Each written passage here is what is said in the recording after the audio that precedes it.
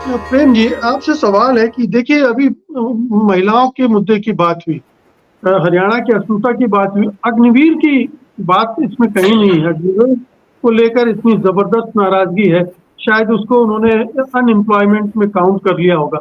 लेकिन हरियाणा में मुद्दों का एक जखीरा लग चुका है, जमावड़ा है। और ऐसे में ये जो अलोकप्रियता दिख रही है इन सर्वे में, चाहे वो मुख्यमंत्री की हो, चाहे सरकार की हो, और मैं तो कहूंगा कि प्रधानमंत्री के मुकाबले अगर राहुल गांधी भी खड़े हो गए हैं, वो भी एक कसौटी और हो गई है कि केंद्र सरकार की भी अलोकप्रियता को उसमें जोड़ लीजिए। जी प्रेम जी। जी जी, बिल्कुल सही कह रहे हैं। देखिए, मुख्यमंत्री की लोकप्रियता का जो आंकड़ा फिगर जो आपने दिखाया है, और वो एक्चुअली भी जो मैंने देखा था, उसमें एक विसंगति दिखती है कि एक तो 22% और 19% है। 22% असंतुष्ट है सरकार से, और 19% कुछ हद तक संतुष्ट हैं, और 40% असंतुष्ट है। सॉरी, 22% संतुष्ट है और 19 कुछ हद तक और 40 असंतुष्ट। सबको जोड़े तो 81% ही होता है। 19% कहाँ है, वो देख नहीं रहा है। तो अगर 22% संतुष्ट हैं तो बाकी सब असंतुष्ट है। अगर इस रूप में देखा जाए तो 78% ये फिगर है।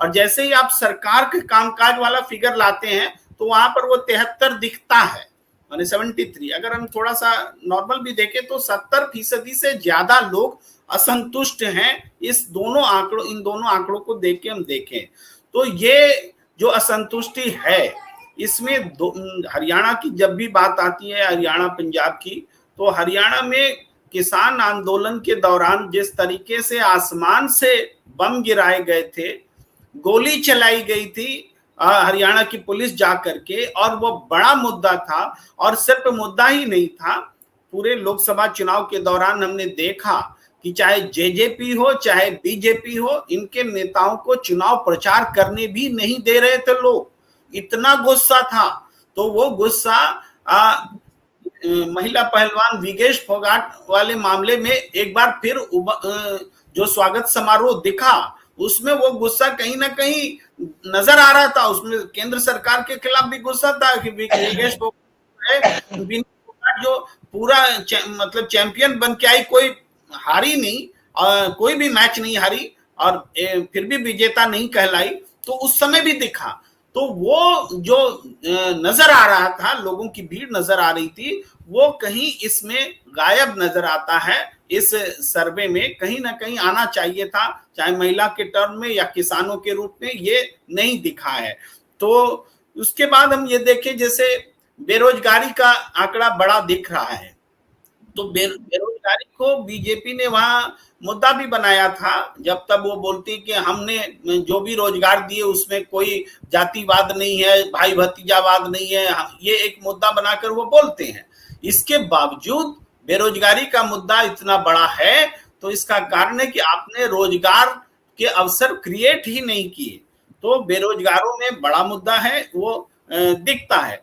तो जो किसानों में असंतोष है, महिलाओं में असंतोष है, और बेरोजगारों में का जो सवाल है, बेरोजगारी पर युवाओं में जो असंतोष है, इन तीनों को ही क्लब कर लेते हैं तो ये 70%, 73% जो है, ये और बड़ा आंकड़ा है। और सही मायने में अभी जो चर्चा हो रही थी कि जो भी इंटरनल सर्विस के हिसाब से बीजेपी अपने असेसमेंट में 25 सीटें देख रही है, या दूसरे के असेसमेंट में 22 सीटें देख रही है, तो ये वास्तव में 20 से के आसपास बीजेपी टिक रही है। तो 90 में 20 का अगर प्रोपोर्शन आप देखें तो लगभग 1/4 है। तो आपका प्रतिशत भी वही बता रहा है, 73-70% के आसपास लोग नाराज हैं, तो 27% है। या सीटों के टर्म्स में भी वो लगभग वही 23-24% दिख रहा है। तो इसका मतलब है कि हम ये मान के चले कि भारतीय जनता पार्टी हरियाणा में कम से कम अब 4.25% की लोकप्रियता के स्तर पर आ गई है।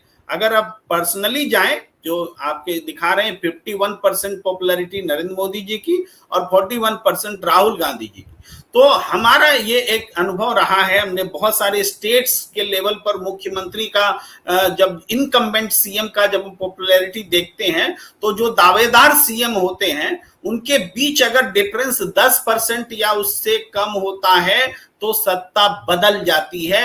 ये पूरा एक स्टडी के आधार पर मैं कह रहा हूं।